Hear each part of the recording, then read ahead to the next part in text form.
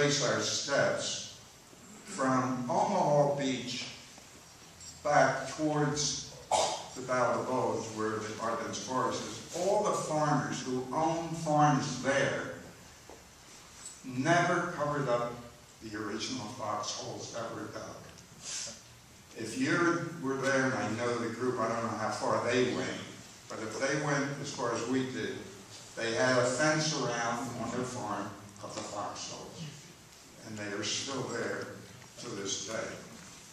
Also, we were at the cemetery, Omaha Beach Cemetery, which, again, the grass, you cannot find a weed on that grass.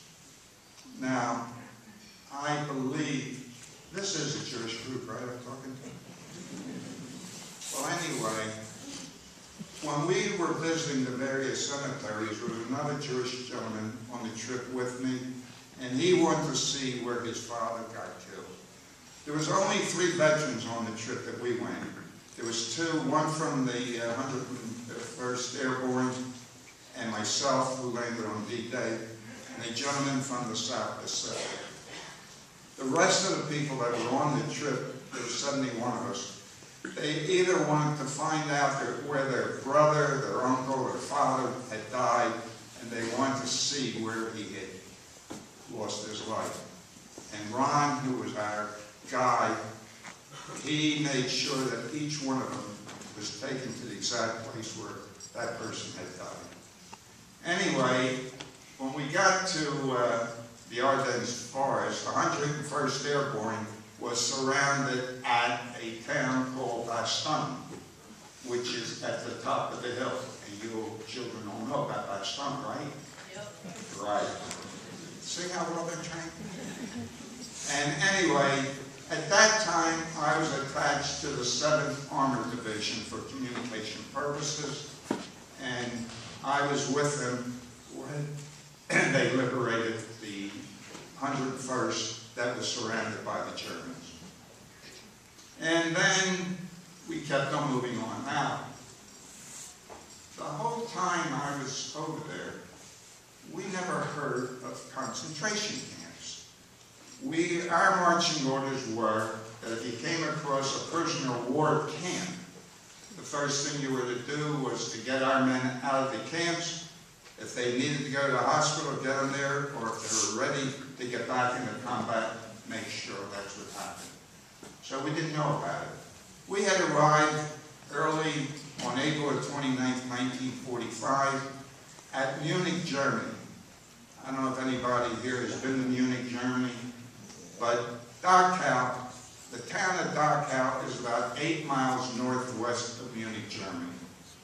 And the Camp Dachau is named for the town of Dachau. Pardon me, just a minute. I won't go away. I'm going to turn around so I can take care of something. Slight hold. Sorry, Ed, I didn't know it was my hold.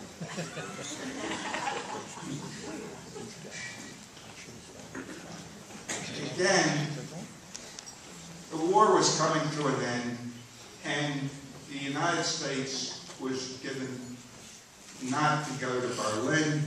We were only to go up to the Elbe River, spelled E-L-B, where we would meet the Russian army. Where's my Russian friend back there? And I remember meeting him. She was on Elbe River in April 45, and she met many American soldiers there. We were there at the Elbe, and I only can say one thing. You women sure could hold your Jew.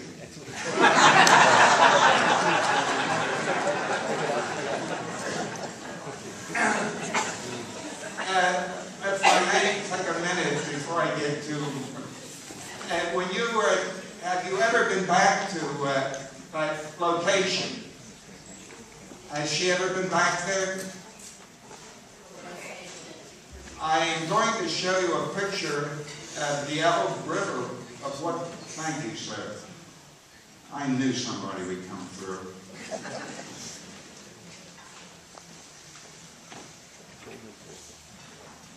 I took pictures, which I will show, of what they built on the Elbe River. You won't believe it.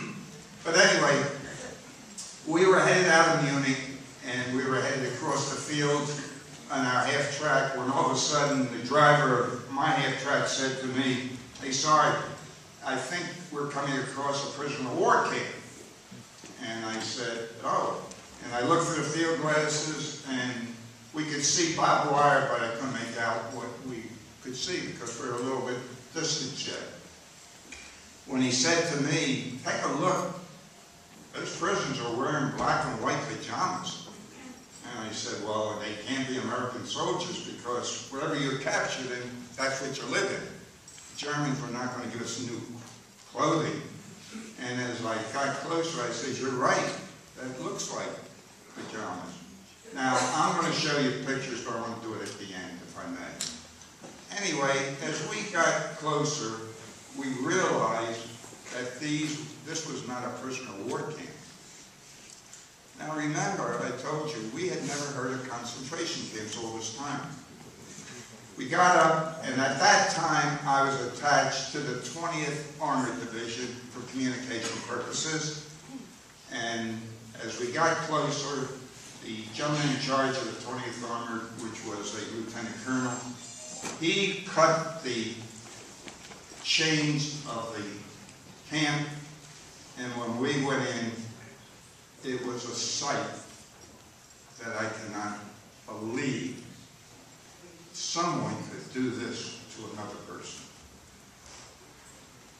I was 20 years of age now, I had grown up, and as we looked around and walked around the camp, the smell from the camp was, I couldn't describe what the smell was like, it was so bad. The odor, and in one of, at the time, we didn't know what it was, we saw this big smoke coming out as we were coming up to the camp, and we thought originally it was a factory, but later on we found out it was the crematory that was still burning at the time. And you're going to see the pictures as we go along. And again, as I said, for me to be 20 years old to see this was something that I will never forget. And again, I hope that you children, when you graduate from college and take on the responsibility of voting and making sure that we have the right people down in Washington, that we don't let things like this happen again. Because they are happening. Again, in Africa, they're having problems there where people are being killed because of their religion, whatever it may be. And if I could, I would like to find my lady who is going to do the pictures for me. When I was there talking to some of them, they would pick a person, the German SS would come in and say, "You're now in charge of this barrack." And each barracks had somebody in charge. They would come in the middle of the night and say to him, "How many inmates you have in here?" And the guy would say, "I got 300. Tomorrow morning at a roll call, we want you to be down to 150, or whatever it is." He had to pick those that were going to go to the gas chambers the next day. He did that job for about a week to 10 days, or maybe 2 weeks, and then he picked somebody else, and then he was on the way to the gas chamber. That's the way they covered everything up. Although we did find a lot of records when we went through certain places up again. Yes. This is the crematory, and that was where the black smoke was coming out of. Now, when we were there last year, I don't know why, I didn't get a chance to find out, but there's now 2 crematories there. There's only one when we were there. Now, this other one that I had gone through looked like it was brand new. If they build it for the museum, I don't know, but there's now 2 of them there. But originally, it was only one. These are the ashes that were still warm when we went into the room and we put our hands there. The ashes were still warm. They did not have enough time to get rid of all this evidence. And again, as I said, they only left 6 there, and actually, this is what we saw. Now, this is a grave. What they did, the bulldozer is still there, and they have it covered up. But the bulldozer is right where the museum is outside. And they would cut this trough, and then they would take the bulldozer, and you saw all the bodies, how they were piled up. They didn't pick them up. They took the bulldozer and pushed the bodies over into that pit, which I call, and then they would pour lime over the body and then cover them up with dirt. That's the way they were buried. This is a couple soldiers still going through some of those bodies there. Next. I got permission to take this picture, and these were the inmates. You can see their ribs. Now, we did one thing that was entirely wrong, and we thought we were doing the right thing, and that was we gave them our K-rations. Well, the soldiers couldn't eat the K-rations. Well, how did we expect them to eat it? And what happened? They started to throw up. But we called up, as I told you before, for General Eisenhower. We told him he had to get up to see this camp. And the next day he did arrive, and he told me to take pictures. I said, I've already taken all these pictures. And again, if you ever, I have a picture where he says, take as many pictures because people will never believe this happened. And again, this is a story that I will never forget. And I hope that all of you never forget this story neither. Again, one last thing, and then I'm almost out of time. I'm out of time. The one thing a liberator does, he wants to find someone he liberated. And I've been looking for years for someone I liberated. Again, I was very fortunate. I told you about my niece in Florida. She found someone in Ohio that was in that camp because she married a gentleman from Ohio. She went back to visit. In the museum, they had a list of 6 people. She called and found one and asked if I could call, and I did call on November the 9th, 2009, is when I called him and I spoke to him and I told him that I think I have your picture, I'll send it to you. And that was the picture I pointed out of the young boy. He was only 14 years old when he was in that camp. Actually, he married a lady who was in the camp also later on, and they came. I also spoke at a synagogue here in Philadelphia. I think it was in Roxbury, making a wrong category. And the man hit me on the shoulder and he says, "You saved my uncle." And I said, "Well, was he in the camp?" And he says, "Yes."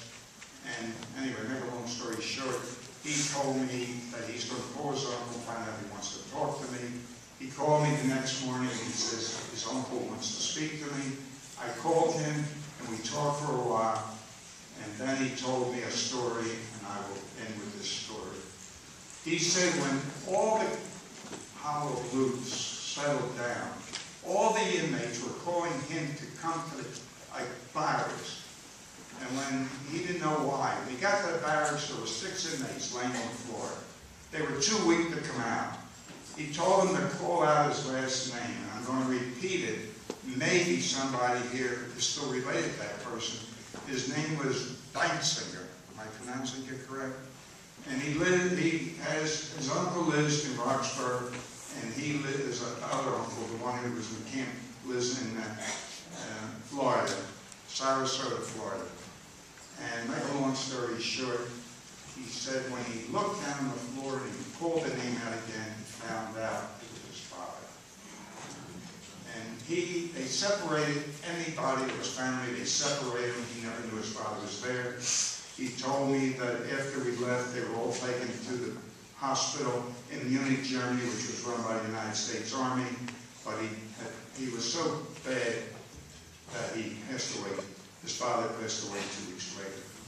So again, I want you to know that the story I tell you is something that I will never